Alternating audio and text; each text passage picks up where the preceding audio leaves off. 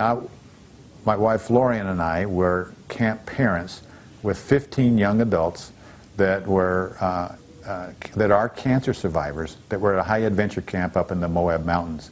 And so I watched these campers, many of whom had never, ever mountain climbed before, and many of them that were living with cancer, some in 4th stage, battle it out, never said a negative word, completely positive the entire time. Fingertips are bleeding from grabbing the rocks and pinching them in, and the rocks were so hot it created blisters on their fingers. Not one negative word.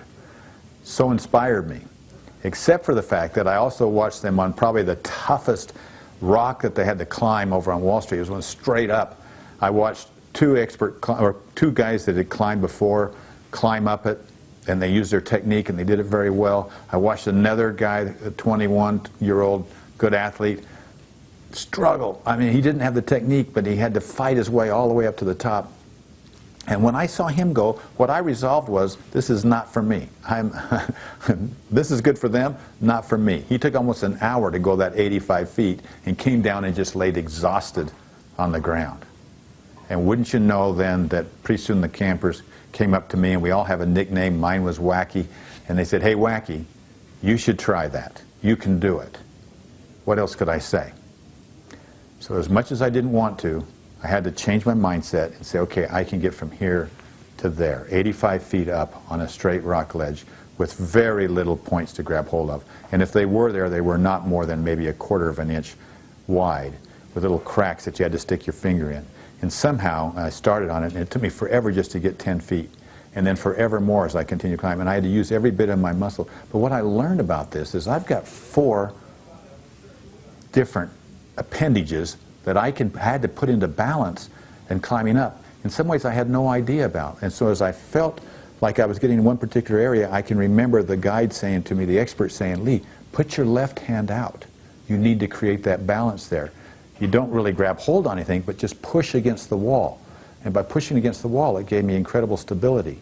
And so depending on the conditions, it's a lot like life. As you go through life, you hit circumstances from any one of the quadrants.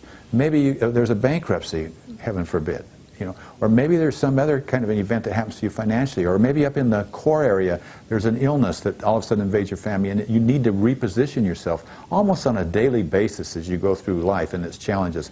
Maybe it's experiences. Maybe they're good experiences or bad experiences. Maybe you've just got the biggest sale that you've ever had in your life, and you still have to reposition yourself so you don't fall out of this and get out of balance.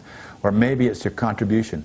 Am I carrying the weight of not really giving back? And that doesn't mean just writing a check, but being involved in those causes that are more important to me, and having my family involved so that together as a team we're able to really feel like and know that we're making a difference. Have that self-satisfaction that comes from knowing that you truly are making a difference.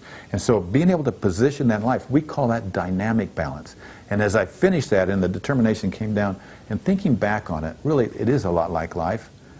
We adjust ourselves day by day, moment by moment, and unless we have something to hang on to, unless we have something to strengthen in each of those 4 quadrants and hang on to, we're going to be hanging on only with one appendage. And if you're hanging on with only one appendage, that's a very difficult way to climb.